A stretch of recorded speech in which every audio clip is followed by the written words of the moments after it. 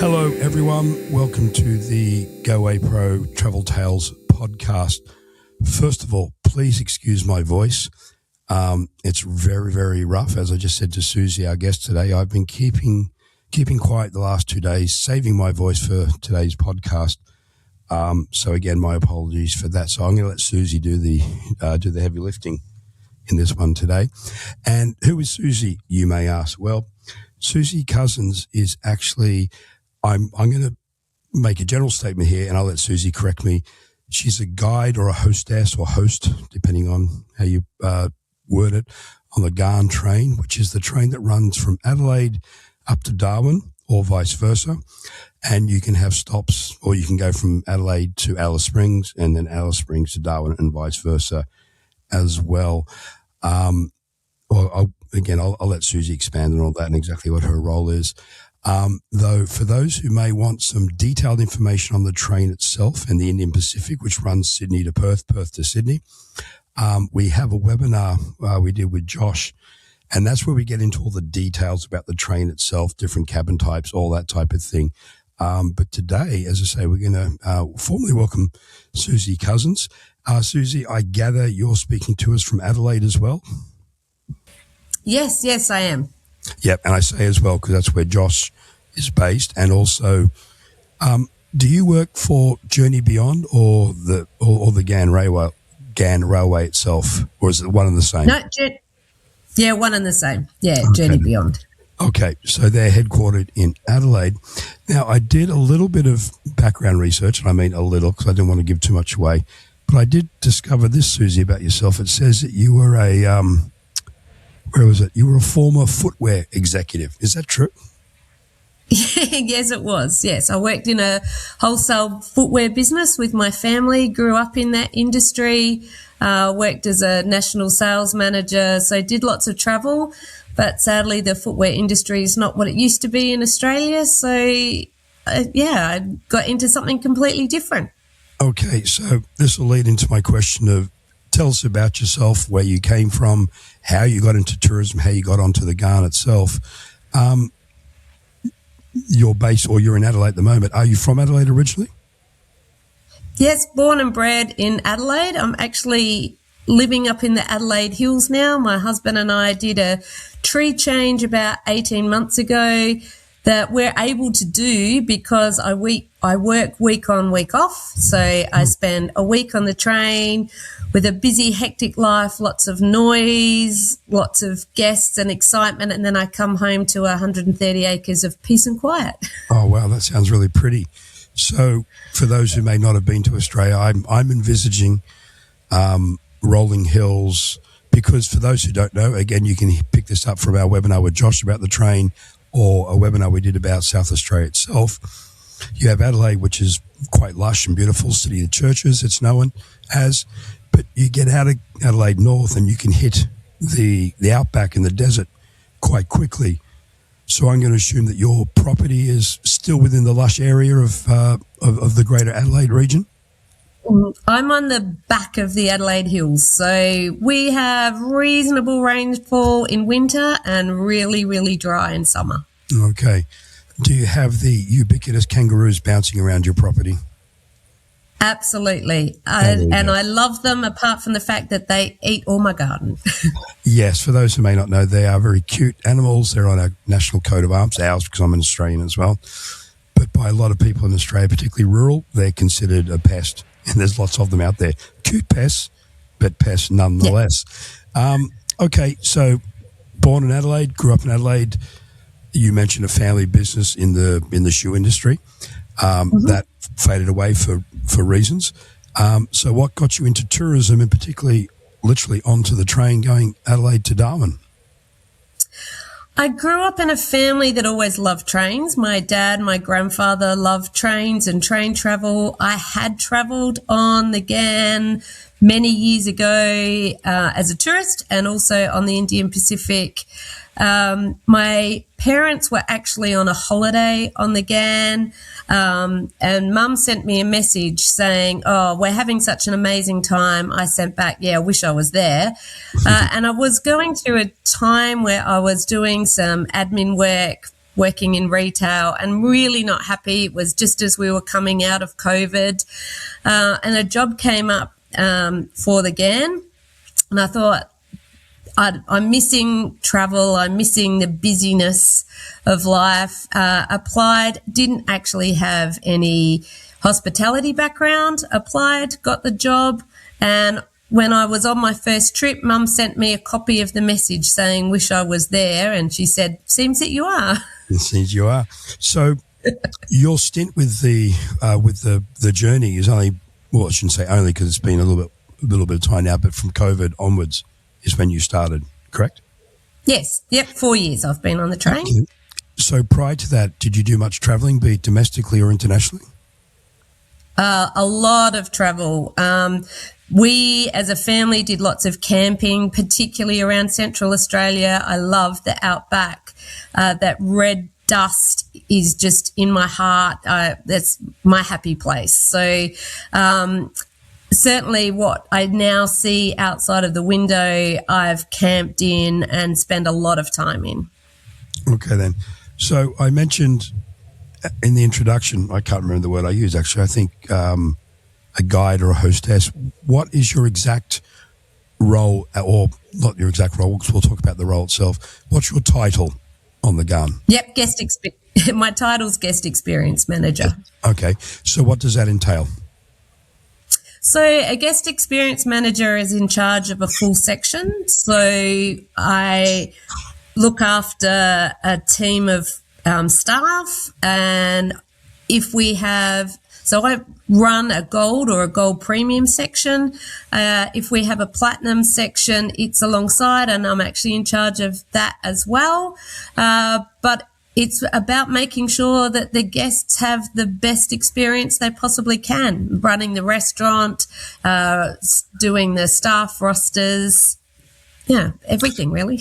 So when you say a section, I assume you mean a carriage, platinum, etc., being a level of service or a level of accommodation or berth on the train. Is that right?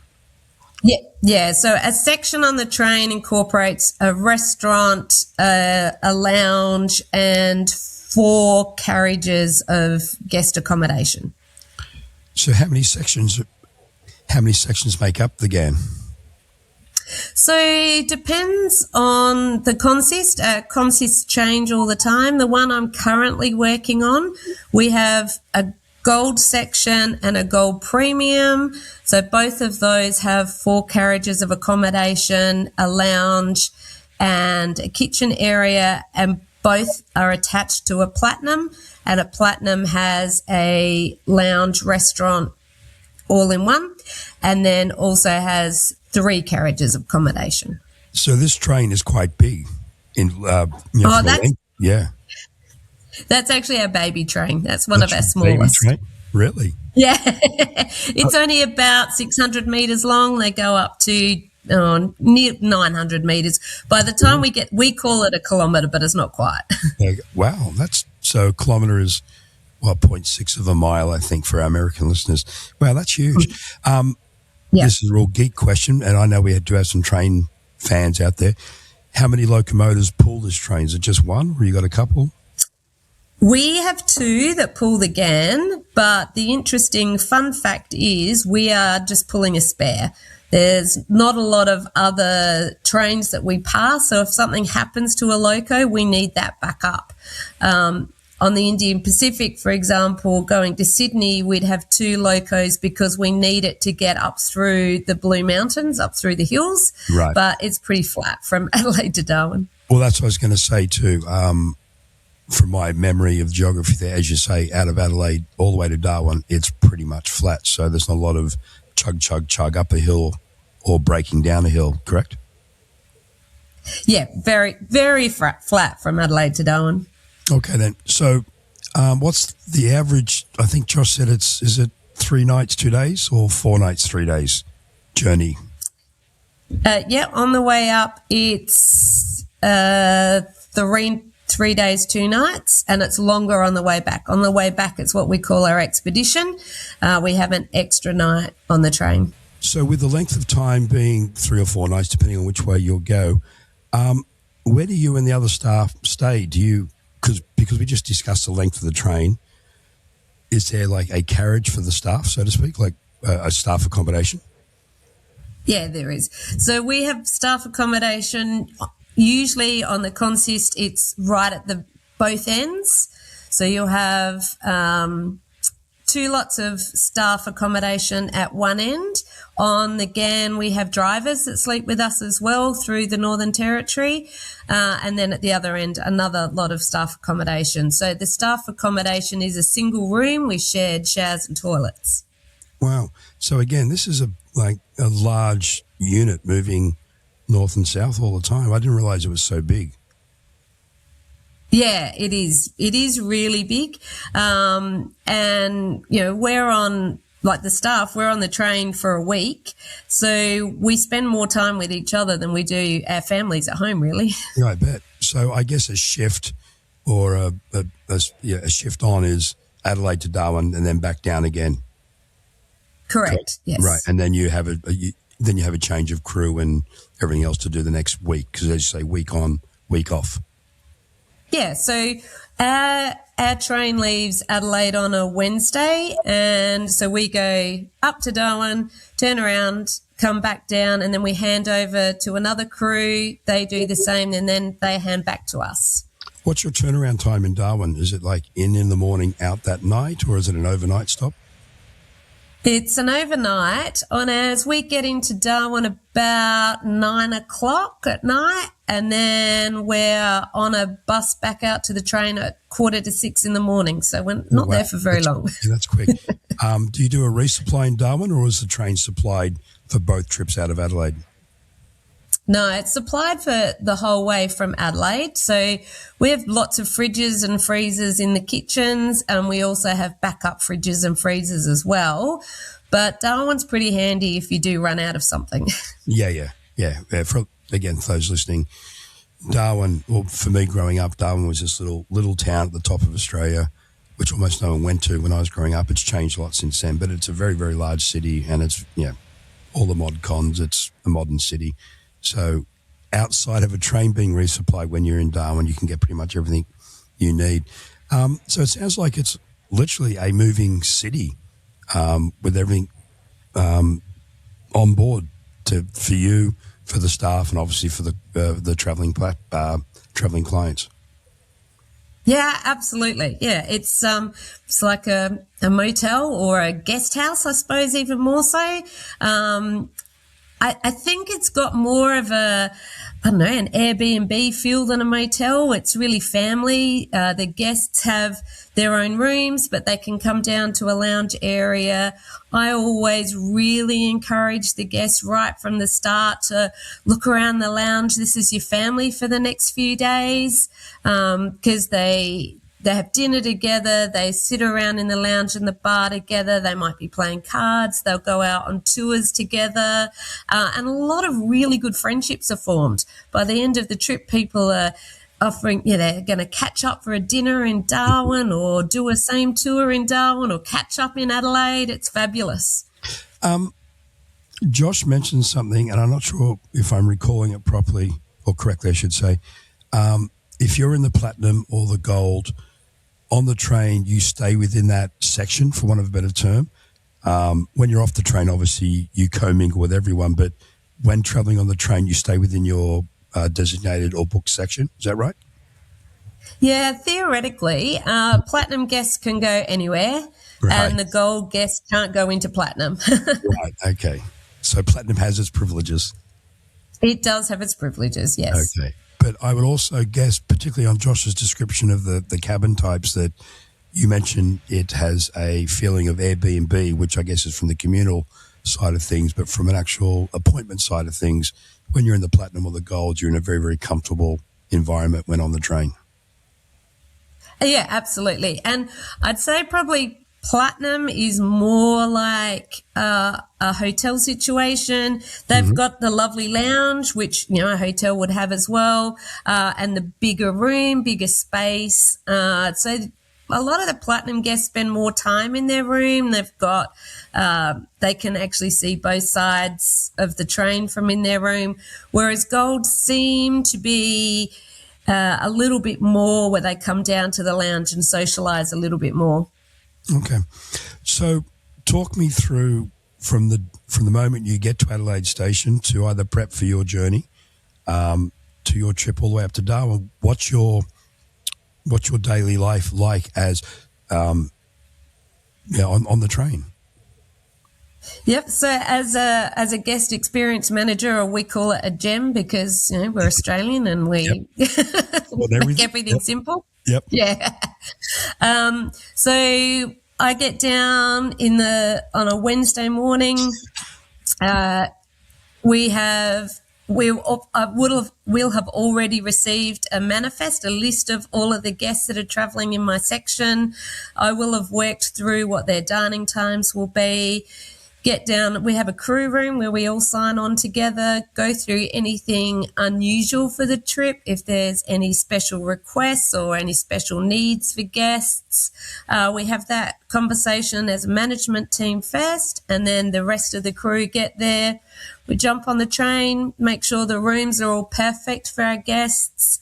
And then meanwhile, the guests are starting to come through, check in at the terminal, and then we go in as a management team. So the boss of the train is our journey manager. So she and the management team will go in, we'll welcome all of the guests, and from there on, it's all aboard. And the guests all come through. We take them through to their individual rooms.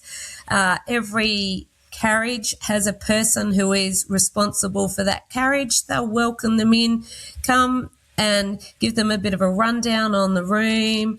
And then it's not very long and they come down for lunch. So they tend to meet in the lounge. I'll do a big welcome to them. That's where I always say, look around, this is your family for the next few days.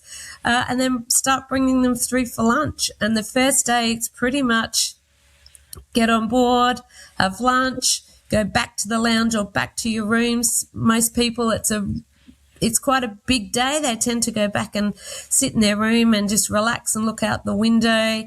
They have dinner on board. And then that's day one. The next morning is a really early start at a place called Marla, which by that stage you're sort of out in the middle of the desert.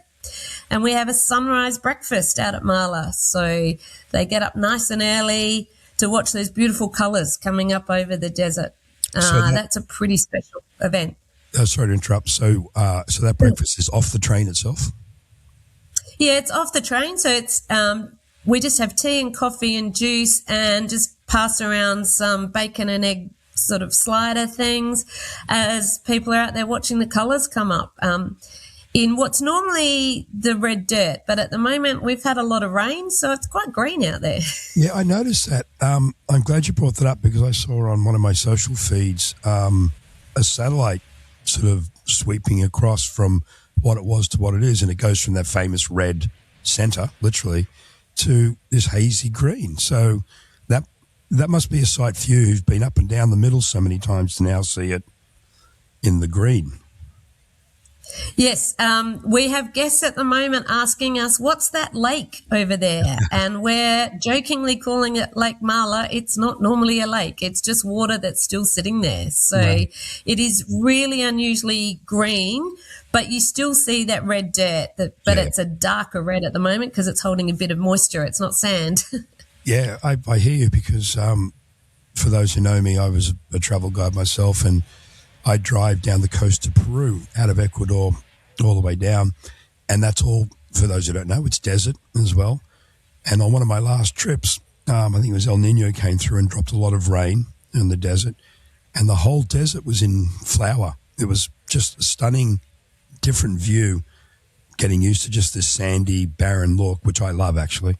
And then one day it was just covered in all these beautiful little wildflowers. Didn't last long, a week, 10 days. And they all died, but it was just beautiful seeing what the desert can turn into. Yes, at the moment, the biggest attraction, I guess, at at Marla is the flies. The flies are terrible out there at the moment. We need some good frost to kill them off. Not really. Yeah. So for those, again, who don't know, Australia is famous for its flies and the abundance of them. Okay, so that's one of the stops. So on the journey north, there are off-train experiences, which Josh highlighted for us in our webinar conversation. Do you partake with the clients in that, or do they go off and do their thing and you're then doing what staff normally do behind the scenes, just getting everything ready for the next leg of the trip? Yeah, it's a bit of both. So when we go off on tour, there's always one of our team. So one of our hospitality attendants goes out with every coach load of guests. And then the rest of the team are back on board getting ready for their return. And that's also when we have a bit of a rest, because most of our days we start at probably 6 o'clock in the morning and go to bed about 11 o'clock at night. So really long days. So when the guests are off, that's when we have a rest. Fair enough. I can relate to that as well. So as I mentioned, I was a travel guide, and my trips, my journeys would be anywhere from 4 weeks to maybe 6 months, going through countries or continents. And I've always admired all the local guides that we would utilize in, again, I'll talk Latin America, where I spent most of my time. Say in Peru, we'd have an Inca trail guide, and he or she would guide the trail like yourself. They walk the trail, day off, do it again, do it again, do it again. And I've always been amazed and fascinated and respectful of guides who do, I don't say the same thing, but the same circuit with quick repetition. Like I'd go through Cusco and I wouldn't be back for 3 or 4 weeks, if not 3 or 4 months. So it remains somewhat fresh. My point is, you do a week on, you do a week off. You've been doing it for 4 years. Do you get bored?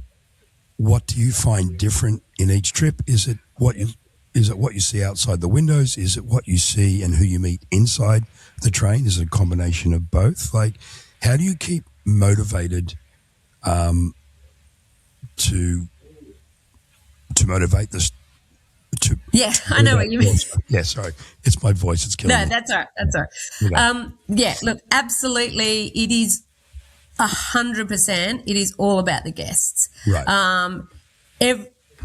We have, on average, 60 to 68 guests in a gold section. So every single journey, it's a completely different dynamic. So sometimes we'll have a tour group and they might be 20 people this is just part of a greater tour, so they already know each other, so they've got a dynamic. We'll have Australian guests, we'll have international guests, families traveling together, and it's all about the stories that they bring, listening to them, having a chat, finding out where they're from. It's great when we have groups traveling together because they're more interactive. They also tend to stay in the lounge a lot more, and they will often incorporate other people. So as much as it changes out of the window all the time, it's the guests themselves that make it fresh and different. And it doesn't matter what sort of day you had, or the week you had off. The minute you get to that train, it changes, and then the guests come on board, and it's different. There's no two trips are ever the same. It's a new journey. You mentioned you have some international guests. What's on average the mix of domestic travelers, Aussies or Kiwis as well, versus international guests? It does depend on the time of the year. So at the moment we have a higher rate of international guests, just because it's, when they're around to travel, and particularly early in the season, you don't get as many Australians travelling because it's hot and flies, and they're avoiding that. In the middle of the year, come sort of June, July, August, everybody from the south is escaping to the north to try and get some warm weather, so we get a higher rate of Australians and Kiwis then. We get a lot from the UK. We get a lot from sort of Germany and Denmark, that sort of area. And this year I've noticed a massive influx of Canadian that I haven't noticed before. Oh, really? Okay, Yeah. interesting. Okay. There are probably some And we reasons.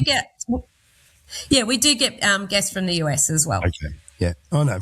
And again, we love our American neighbours, but there's probably some reason more Canadians are travelling way south at the moment than into the States for reasons we won't go into.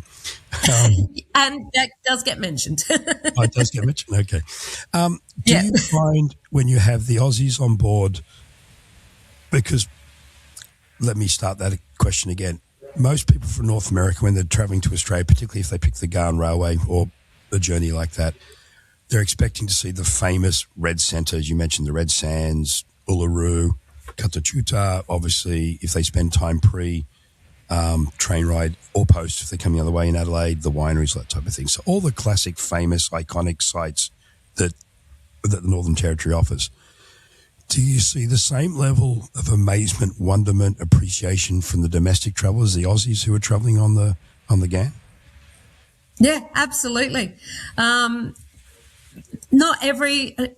a lot of the Australian travellers, it's their first time to the Territory too. Yeah. So, for example, you go out to Catherine Gorge, if you are not touched deep into your soul, then I don't know what is ever going to get through to you. It's a spiritual journey. Like, you can't not be affected by just the awe, the grandeur, the power of water, and it just has a really strong spiritual feeling. Prior to your working on the Ghan, had you travelled through the centre yourself with you and your family prior to all this? Yeah, a lot. A lot. Okay, so you knew it already. Okay, then. Yes. From the spiritual aspect of it, and I meant to ask this question of Josh, but I'll ask the same thing of you. Another iconic thing that a lot of North American travellers, or international travellers for that matter, will want to experience when they go to the centre of the Northern Territory is the Indigenous, First Nations as they're called in Canada, or the Aboriginal peoples' culture and views on everything. So does the Ghan Railway journey offer that exposure to the Aboriginal culture? Yes, so a couple of our off-train tours are actually run by Indigenous people. So Nipmaluk Gorge, which is Catherine Gorge, that whole facility is run by the Darwin people, so the local Indigenous people there. The tour guides, some are Darwin themselves, but the stories they tell while you're out there are the local Darwin stories. And then on the Stanley Chasm and Simpsons Gap tours out from Alice Springs out into the West Macdonald Ranges, we have Indigenous guides that tell you their stories while you're in their country as well. Okay, then. Does the Ghan include I'm assuming it'd be a post or pre, if you're coming into Darwin post, if you're leaving from Darwin pre, trip into Kakadu National Park?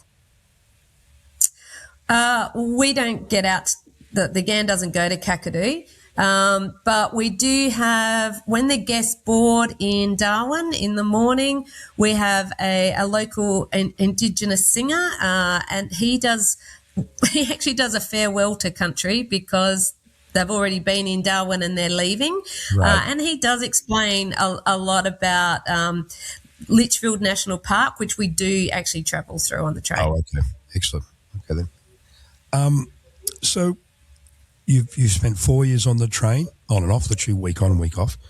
In all that time, you must have one or two, if not more, probably more, either favourite memories, funny stories. Do you want to regale us with a couple of those, be it funny, memorable, I don't know, embarrassing even, I don't know.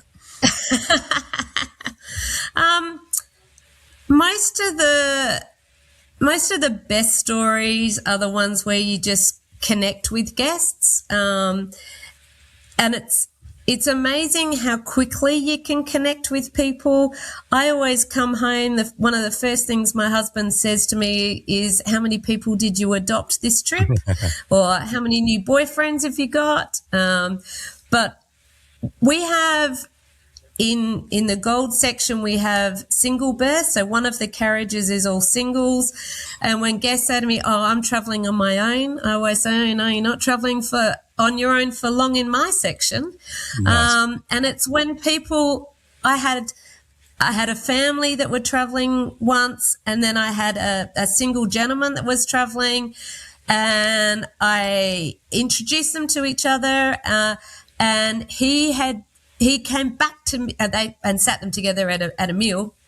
He came to me afterwards and said, "Oh, this is actually my first time I've been on holiday since my wife passed away." And I was really, really nervous and thought, well, train travel's good. I can just sit in my room. I don't have to be around people. But you pushed me, as I tend to do. You pushed me with this family, and I was a little bit nervous at first, but they were so welcoming and so loving. And then by the end of the trip, they were calling, the kids in the family were calling him Grandpa. They all lived in Melbourne, coincidentally, and they were going to actually catch up with each other afterwards. And he said to me, "You just change, it's life-changing," and often it is. I had a guest only recently who had intellectual disabilities, was traveling with his mum and dad. He would have probably been in his 30s, and he was telling me that his job, he works in campsites with people with varying disabilities, and he washes dishes. And he was asking me about how we wash the dishes on the train, so I took him into our pantry, showed him around. We had some fabulous guests on that trip, and our barman was making fantastic cocktails, and he had a ball. Like, we had some music going, we were singing Grease. He and I were doing the John Travolta and Olivia Newton-John duets together, having a ball. When we got to Adelaide and we got off, his mum was saying, "Oh, you'll never forget us." And I said, "Oh, no, absolutely I won't." And he came up and gave me a hug. And as he was giving me a hug, he just burst into tears and just started shaking and said, "That just changed my life." And I could go on for hours of so many incredible stories. I always say the train is like a woman. And I refer to her as she, and it never ceases to amaze me how she puts the right guests in the right places. I'll bring guests in and I'll pair them up. We have booths of 4. And then they'll come to me afterwards and say, "Oh, thank you for putting me with that person. That was amazing. We realize we both know the same person, or we're from the same place." And it's the power of the train. Yeah, it's amazing how small a world it is, and when people get together in a travel environment, that they're so much in common, or they're from the same town, etc. And that's one thing I always kept in mind as a guide, which I'm sure you do as well, and more so for you because your experiences are much shorter than I had in that, like you were doing 3 or 4 days, I was doing 3 or 4 weeks. But you get that microcosm of these people together, and everything that would happen in the real world over months happens over minutes or hours. I always remember the group had come together on day 1. By day 2, people lending each other money and borrowing money. You wouldn't do that with a stranger. You do that. You have relationships that are cemented, and they might only be that travel relationship or friendship, or quite often they're lifelong friendships. As a perfect example, the owner of Goway, Bruce Hodge, one of his passengers is now his wife. My wife was a passenger on my trip. 2 of our very good friends who live in Sydney, she was my co-driver. Her husband was a passenger as well. So to your point, definitely seeing your clients experience wherever they may be is joy unto itself, because hopefully Goway's done a good job and we've sold the experience of the Ghan to someone here in Canada or the US. But it's when they hit that train station in Adelaide or Darwin, it's up to you and your team then to make that reality, make it something that is, 1, as advertised, but 2, beyond that it becomes this spiritual encounter, an emotional encounter, be it with what they see out the windows or with the people they meet. And I think that's a big responsibility that a guide has, because they can make or break a trip. And it sounds like you're very good at your job, and you're making people, basically making their dreams come true as they go Darwin to Adelaide or Adelaide to Darwin. Is there any, or actually, I'm going to come back to that question. You mentioned you had a client who had a disability. I think it was more on the mental side of things. Yeah. But on that point, if someone has, are in a wheelchair or on crutches, is the Ghan or the Indian Pacific, for that matter, accessible for them, and the off-train experience is accessible? Look, yes and no. It's a little bit tricky. We do have access rooms which are wheelchair friendly, but the coaches aren't as much. So we have like a cherry picker type, scissor lift thing that we can get people on and off the train, but it's in and out of the buses that is the real challenge. So we often have people that are in a wheelchair but not confined to a wheelchair. So, with a bit of assistance, they can get up and down the stairs in a coach. We can get them on and off the train on a scissor lift in most locations, but not all of them. And then we have an on-chair wheelchair that's smaller, because obviously the passages are a little bit narrow.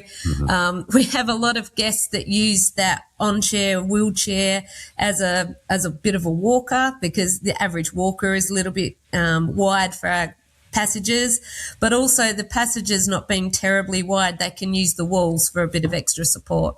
Okay, so if any of our travel professionals are listening there and you do have a client with a disability of any description, give Goway a call first, and we can ascertain through our destination specialists or speaking directly to Journey Beyond about whether that disability will work or not work on the train itself, and by extension, some of the off-train experiences. So off-train experiences, okay, back up. On-train experiences and memories for you seem to be the clients, which I totally get and totally understand. Though, for you, what has been one or more like amazing memories outside of the clients? Is there sort of like a sunset you've seen, or something you've seen off the train, or on the off-train excursion, something that sort of sticks with you? Again, it doesn't have to be something romantic per se. It could be an interaction with a local person. I don't know, just something that sticks with you that you tell a story about at the pub.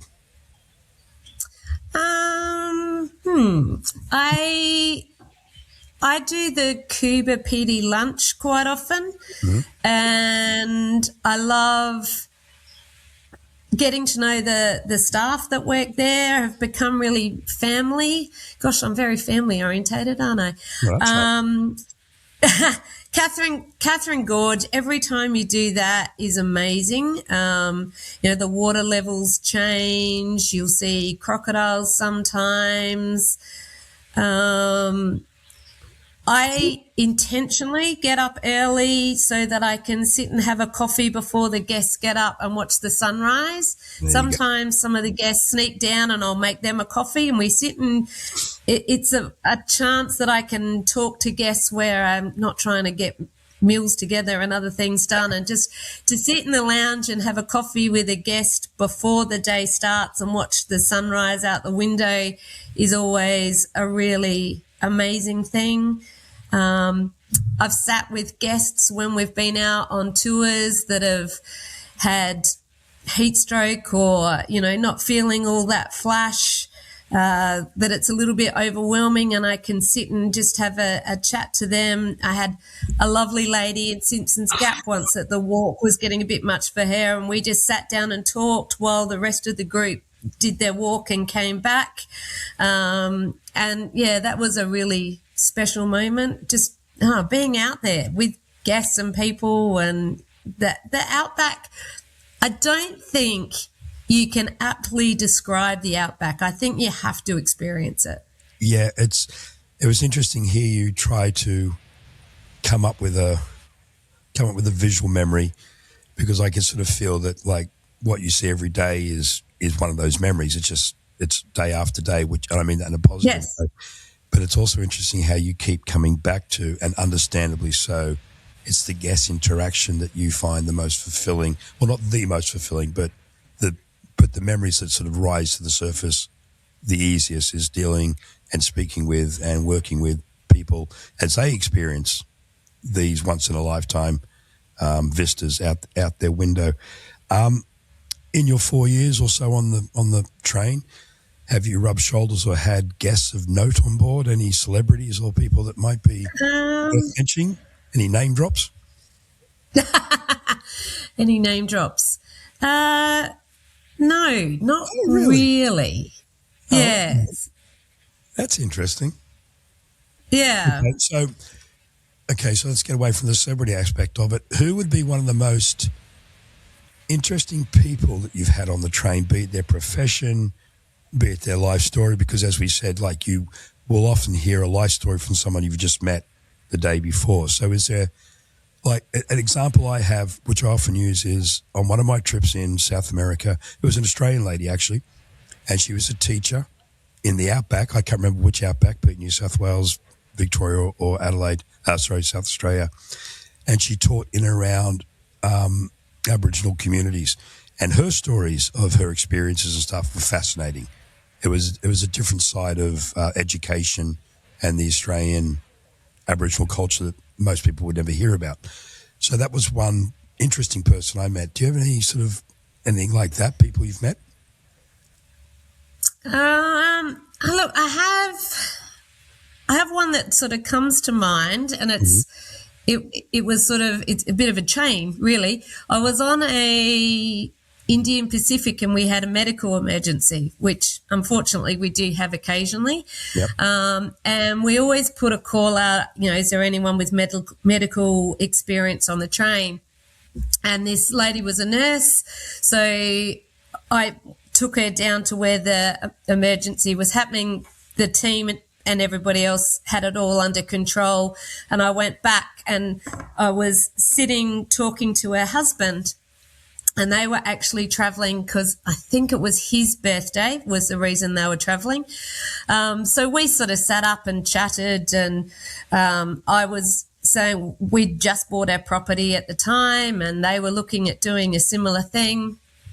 And eventually she came back and we all went to bed.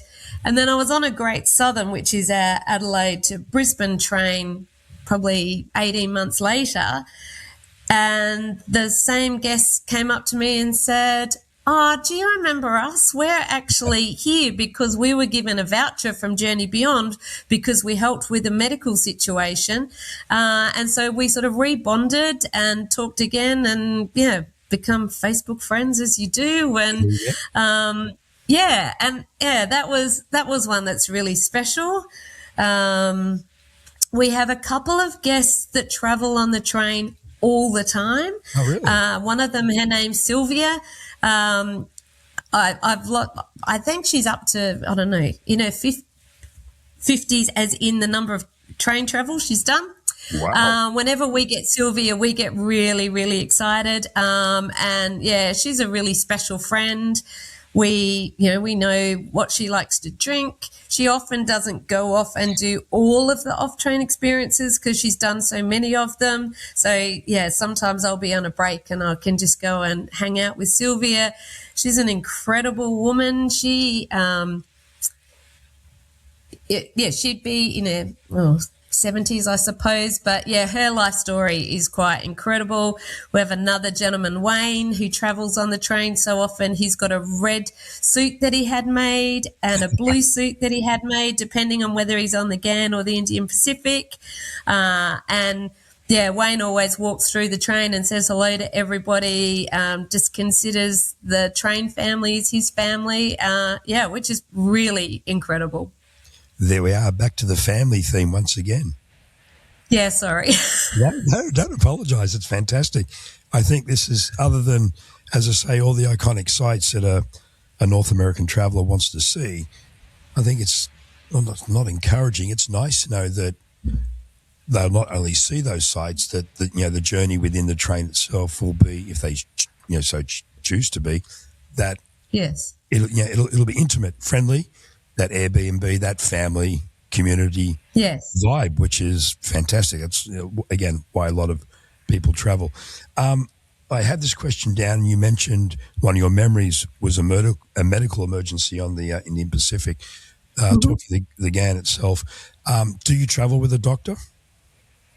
No, we don't have a doctor on board. All of the crew have their first aid, and our operations managers have a higher level of first aid. Excuse me. Cough's contagious. Yeah, sorry. That's all right. But we have access to the Royal Flying Doctor Service. We have a Royal Flying Doctor Service sealed kit that travels with us on the train under lock and key, that we can administer certain things under their supervision. So we can do that all through sat phones and radios and things. Okay, for those who don't know, the Royal Flying Doctors it's a medical service that came into being for the outback because people live so far away from big towns and medical aid that their service is literally, they'll fly doctors and medical teams in for emergency services. So basically what Suzi's saying is that should someone have a serious medical issue on board the train, there will be medical assistance very, very close at hand. So that's not... Sorry, Suzi's got me going now. So that won't be an issue. Again, that's more for our travel professionals out there if they're dealing with clients who may be elderly or have a condition. Okay. And most trips you've got doctors and nurses travelling anyway. So you put out the call. It's usually somebody with experience on hand. Yeah. Is there a doctor on the train? And they put their hands Correct. up. Okay then. Well, thank you very much, Suzi. It seems where I'm passing on my cold across the world because I'm sitting here in Toronto. Suzi's in Adelaide, so it's going through the web to her. So I apologise again for my cough. It's hasn't been the nicest to listen to, but I hope you've liked the answers that Suzi has given about her life on the Ghan train, which I know we said a few times, but just to re-emphasise, runs from Adelaide to Darwin or Darwin to Adelaide, and you can, as I spoke to Josh, do it in sections, so to speak. Adelaide to Alice, get off, spend some extended time, hop back on the train, head to Darwin, all the same thing in reverse. One thing I didn't know coming into this interview is that Suzi also does, obviously, I think you mentioned, Suzi, you work on the Indian Pacific, which is Perth to Sydney, Sydney to Perth. The Great Southern, which is Adelaide to Brisbane, you mentioned? Yep. And that runs in the Ghan off-season, correct? Correct, yeah. So December, January, February. Yeah, because there's too much. We're talking about deserts, but way up north in Darwin, there's very, very heavy rains in those periods of time, so the train doesn't run there. So again, if anyone wants to get the more meat and potatoes about the train itself, the different cabin types, all the things you can do, all that type of stuff, please listen to our webinar with Josh, also from Journey Beyond. He goes into all those more logistical details of the train itself. But I think you can hear through Suzi's comments today that not only will the train give you an amazing visual, emotional, spiritual insight into what Australians call the centre, which is primarily the Northern Territory, but also in this instance, South Australia and Adelaide. But it will be a journey of family.